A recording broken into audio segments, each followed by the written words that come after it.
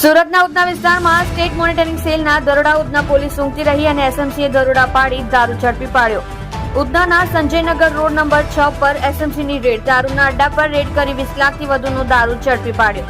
SMC 113 પેટી દારૂ ઝડપી પાડ્યો। એસએમસી એક સગીર સાથે 4 આરોપી ઝડપી પાડ્યા। એસએમસીએ 11 જેટલા લોકોને વોન્ટેડ જાહેર કર્યા। એસએમસીએ રેડ કરી 51 લાખથી વધુની મત્તા કબજે કરી।